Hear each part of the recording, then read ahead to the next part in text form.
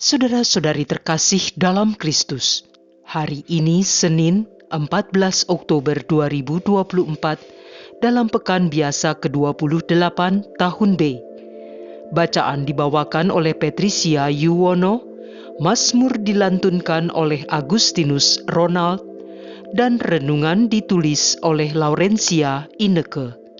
Selamat menekuni Sabda Allah.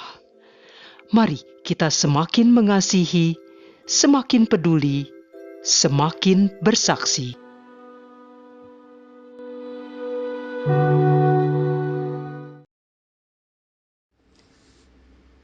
Dalam nama Bapa dan Putra dan Roh Kudus. Amin.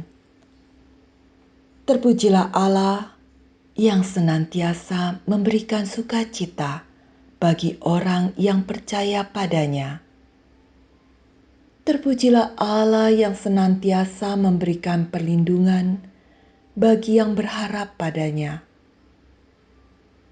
Terpujilah Allah yang senantiasa menuntun langkah hidup bagi orang yang berserah padanya. Terpujilah Allah yang senantiasa membuka kerahimannya bagi orang yang bertobat. Ya Tuhan, ampunilah kami, ampuni kami orang yang berdosa ini. Tuhan, kubuka hati ini untuk mendengarkan sabda-Mu dan bantu kami agar dapat memperbarui hati, pikiran, dan langkah hidup, agar apa yang kami lakukan berkenan di hadapan-Mu. Kemuliaan kepada Bapa dan Putra dan Roh Kudus. Amin. Bacaan dari Surat Rasul Paulus kepada jemaat di Galatia, bab 4, ayat 22 sampai 24, 26, 27, dan 31, sampai dengan bab 5, ayat 1. Saudara-saudara, ada tertulis bahwa Abraham mempunyai 2 orang anak, seorang dari wanita yang menjadi hambanya, dan seorang dari wanita yang merdeka. Tetapi anak dari wanita yang menjadi hambanya itu diperanakkan menurut daging, dan anak dari wanita yang merdeka itu oleh karena janji. Ini adalah suatu kiasan, sebab kedua wanita itu adalah 2 ketentuan Allah. Yang satu berasal dari Gunung Sinai dan melahirkan anak-anak perhambaan, yaitu Hagar. Tetapi yang lain adalah Yerusalem surgawi, yaitu wanita yang merdeka, ibu kita. Karena ada tertulis, bersukacitalah, hai wanita mandul yang tidak pernah melahirkan. Bergembiralah dan bersorak-sorailah, hai wanita yang tidak pernah menderita sakit bersalin.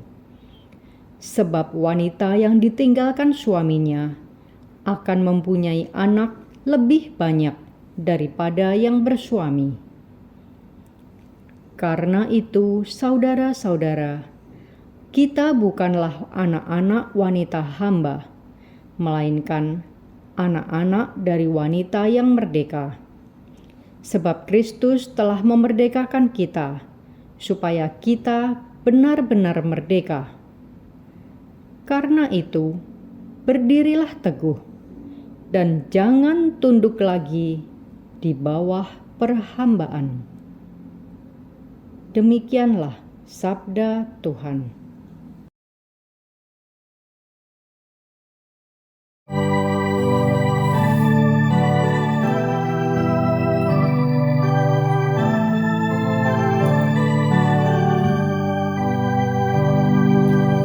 Terberkatilah nama Tuhan untuk selama-lamanya. Pujilah hai hai hamba-hamba Tuhan. Pujilah nama Tuhan. Kiranya nama Tuhan dimasyhurkan sekarang dan selama-lamanya. Terberkatilah nama Tuhan untuk selama-lamanya. Dari terbitnya matahari sampai pada terbenamnya,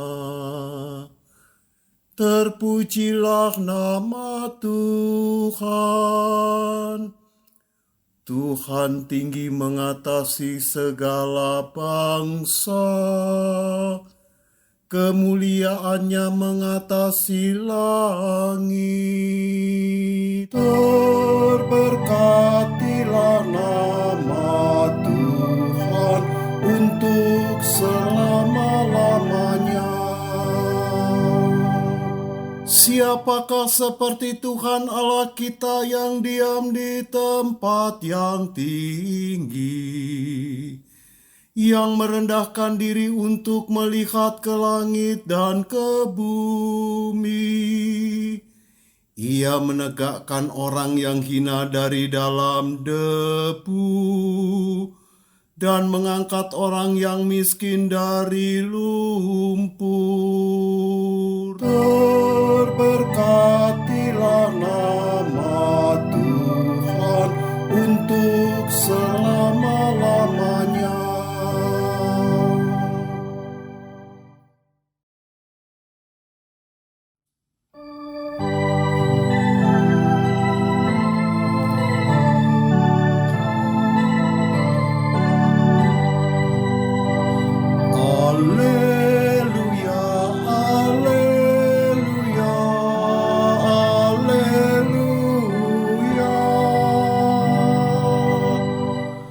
Hari ini dengarkanlah suara Tuhan, dan janganlah bertegar hati. Haleluya, haleluya, haleluya, haleluya, haleluya, haleluya.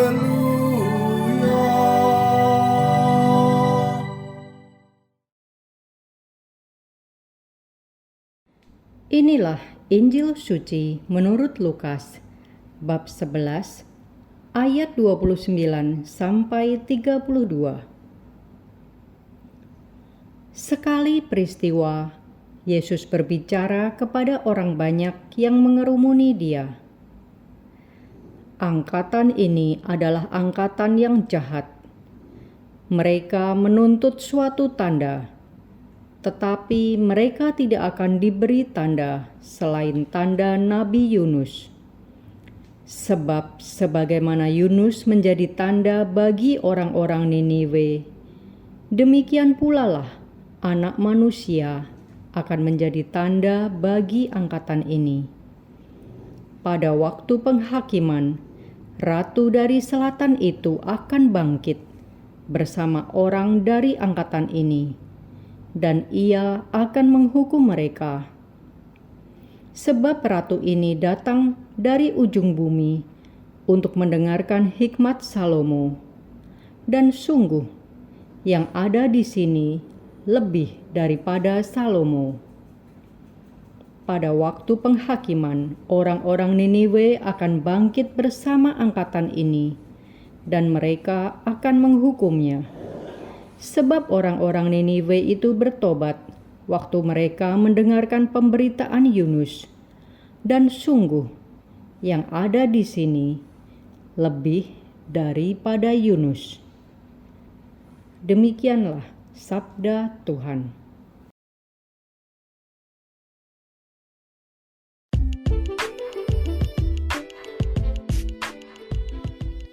Tanda apakah yang kita cari? Renungan dibawakan oleh Laurencia Ineke.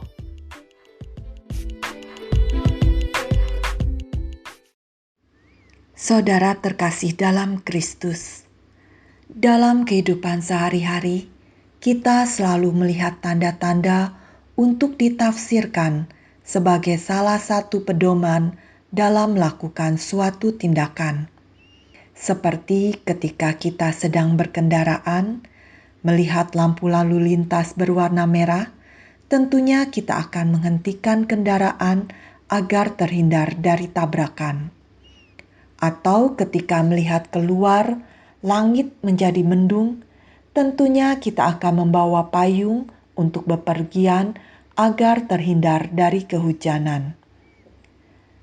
Ketika melihat wajah seseorang sedang cemberut atau merah menahan amarah, tentunya kita berusaha untuk menghindarinya agar memberi waktu dia untuk menenangkan diri dulu dan agar tidak dimarahi. Dengan demikian, tanda-tanda melekat dalam perjalanan hidup kita sehari-hari. Namun Tuhan Yesus sangat keras menegur orang yang meminta tanda dalam Injil hari ini. Ketika orang banyak mengerumuni dia, berkatalah Yesus, "Orang-orang zaman ini adalah generasi yang jahat. Mereka meminta suatu tanda, tetapi kepada mereka tidak akan diberi tanda selain tanda Yunus." Saudara terkasih, tanda apakah yang dicari oleh mereka? Apakah kita seperti mereka yang meminta tanda pada Tuhan yang menyebabkan Tuhan marah pada kita?